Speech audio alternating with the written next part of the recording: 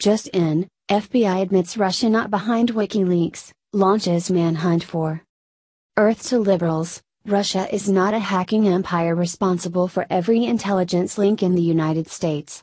Not only did Moscow not hack into the 2016 election, but the recent CIA data dumps by WikiLeaks did not come from Putin's regime, either. CBS revealed the news yesterday that both the FBI and the CIA are investigating the source of the leak from within the CIA itself.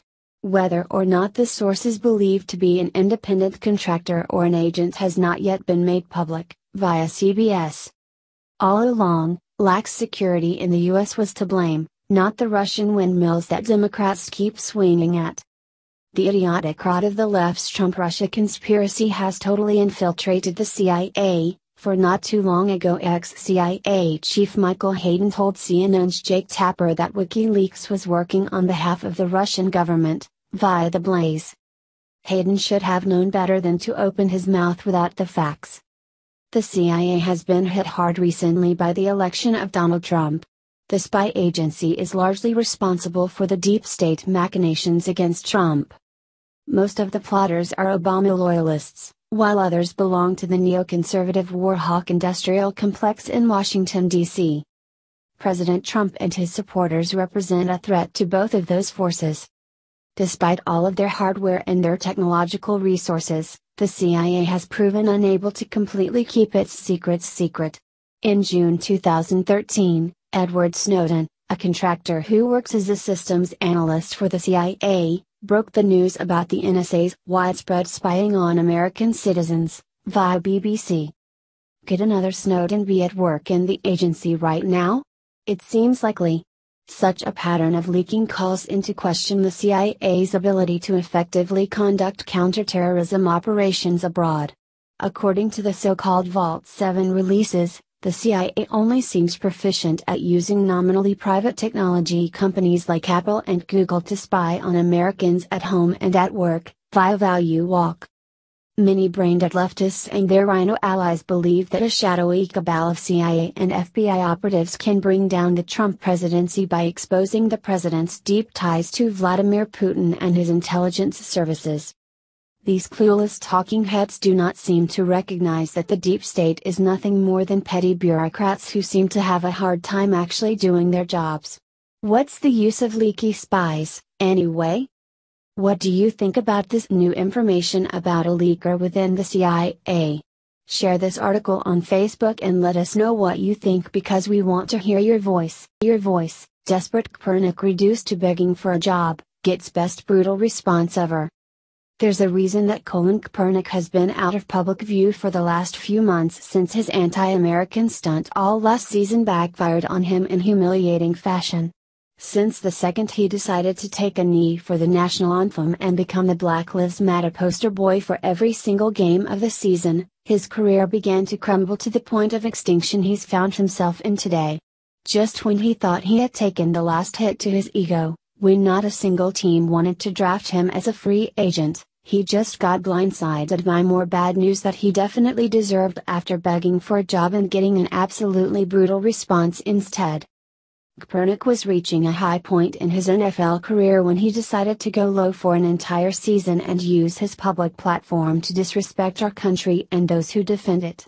He didn't think he would pay for it in any way, especially with the support he got from Barack Obama and all of his Black Lives Matter goons.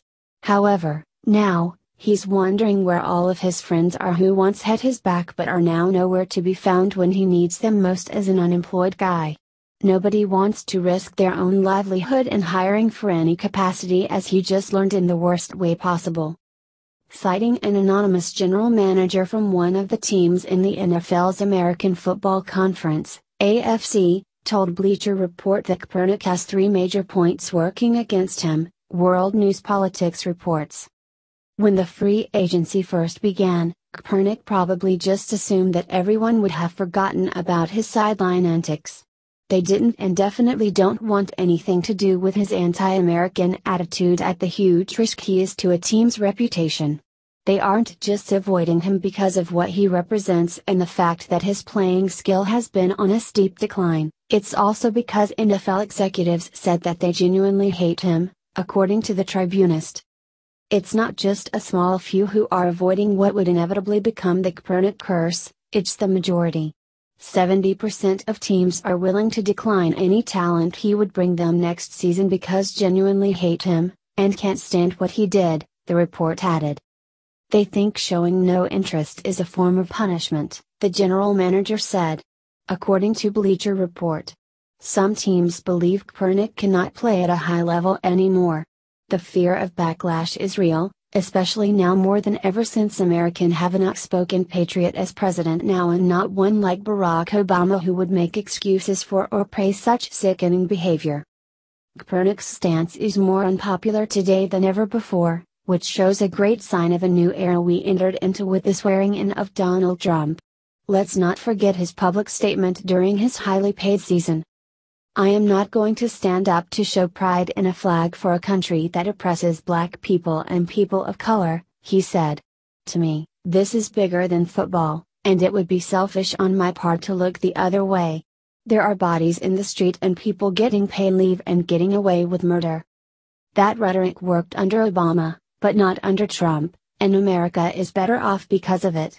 Not even Black Lives Matter is shouting this anthem anymore because nobody is giving them attention or reparations for it. It's not ironic how all of this rhetoric has slipped into oblivion now that we have a new sheriff in town who doesn't support it. Looks like Kaepernick just learned an important lesson in patriotism and that the country who supported his sports career doesn't stand by his political statements that had no place in the stadium. Fed up Trump has had enough. Kim Jong-un just got a blunt message not to F with America anymore.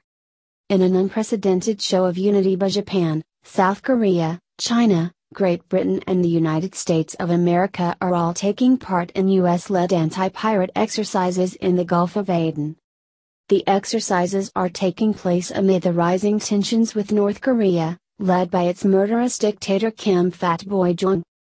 In a truly intimidating show of force, the USS Carter Hall, South Korean destroyer Choyong, British frigate HMS Monmouth and Japanese destroyer Terizuki, were all witnessed taking part in the drills. Via the Daily Mail. South Korea and America have taken part in joint military drills as cooperation between the two allies steps up amid tensions with Kim Jong-un. The USS Carter Hall, a dock landing vessel, and South Korean destroyer Choyong were pictured on maneuvers together in the Gulf of Aden on Friday. They were joined by the British frigate HMS Monmouth and Japanese destroyer Terizuki to take part in the anti-piracy drills. While the exercises did not relate directly to North Korea, cooperation between Western and East Asian allies will be sure to draw the attention of Kim's regime as he squares off with Donald Trump over the country's nuclear program. South Korean Navy Captain Kim Kyung-ril told reporters, the latest joint exercise helped build up trust among the navies of the four countries and beef up their joint operability. Just 6 short months ago these 5 nations all working together would have been something out of fiction.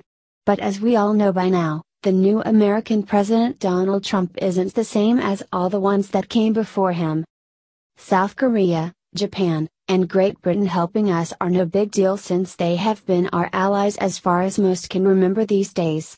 But to have China, who was once defending North Korea, is a huge step towards having real and lasting peace.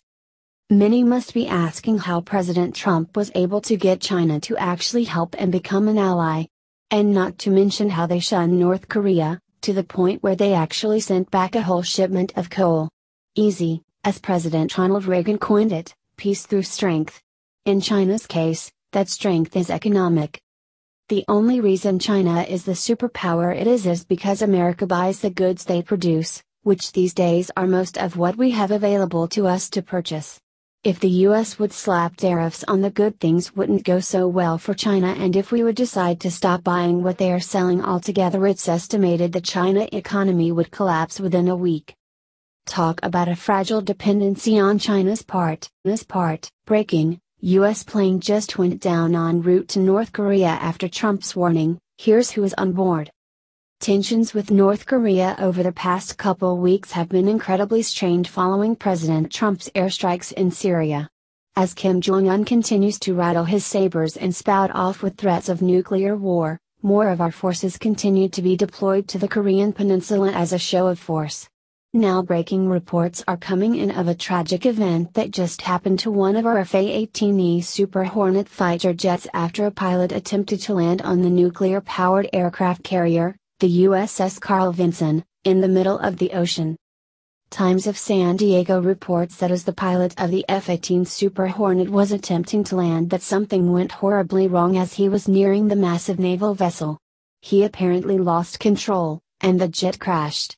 Narrowly missing his death, the pilot was thankfully able to eject where he was rapidly rescued by a nearby helicopter. So far, no major injuries have been reported. A statement from the commander of 7th Fleet Public Affairs read, "A pilot safely ejected and was quickly recovered by a helicopter assigned to HSC-4 aboard USS Carl Vinson while conducting routine flight operations during a transit." The incident occurred as the F-18E assigned to Carrier Air Wing 2 was on final approach to USS Carl Vinson, the statement continued. The incident is currently under investigation.